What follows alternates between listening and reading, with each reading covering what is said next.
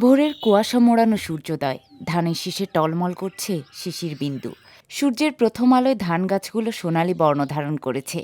কিচিরমিচির শব্দে এক ঝাঁক শালিক উড়ে বেড়াচ্ছে, জানান দিচ্ছে ভোরের আলো ফুটেছে। শীতের এই সুন্দর সকালটির দেখা মিলেছে মানিকগঞ্জের সাটুরিয়া উপজেলার জান্না গ্রামে। কৃষক ব্যস্ত হয়ে গেছেন ধান কাটায়। ধান ক্ষেতের স্নিগ্ধতা আর পাখির কিচিরমিচির কলকাকলিতে মুখরিত বিস্তীর্ণ ফসলের মাঠ। শারক পাখিটা আসে, তারপরে ফেসকে আসে, তারপরে দৌলুস আসে, আরো বিভিন্ন রকমের নতুন নতুন পাখি আসে।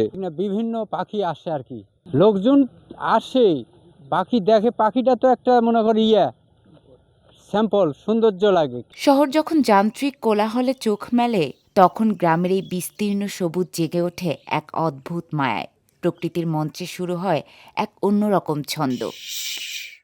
এখানে পাখির কিচিরমিচির মনে করিয়ে দেয় জীবনের সবচেয়ে বড় আনন্দগুলো লুকিয়ে থাকে এমন অতি সাধারণ মুহূর্তের মাঝে। সবুজের ওপর ডানা ঝাপটানোর এই শব্দটুকু যেন হৃদয়ের সব ক্লান্তি ধুয়ে দেয়।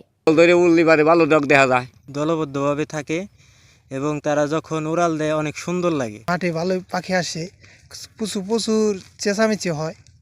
তারপরে মনে করলেন আমরা কাজ করি, আমাকে সাইড মাইড দেয়, পাখি উড়ে, ভালোই লাগে। আমরা চাষ করি যখন, আমাদের পিছন দিয়ে অনেক পাখিগুলো কিচিমিচি করে, অনেক ভালো লাগে। ধান টান কাটি তখন দেখা যায় ঝাঁকে ঝাঁকে পাখি আসে, যখন চেঁচামেচি করে আমাদের খুব ভালো লাগে। রোদ বাড়লে পাখিরাও সুর বদলায়, তবে ধান ক্ষেতের নিস্তব্ধতার মাঝে কুয়াশার ঘনঘটা চিরকালই আমাদের শেকড়ের টানে ফিরিয়ে নিয়ে আসে।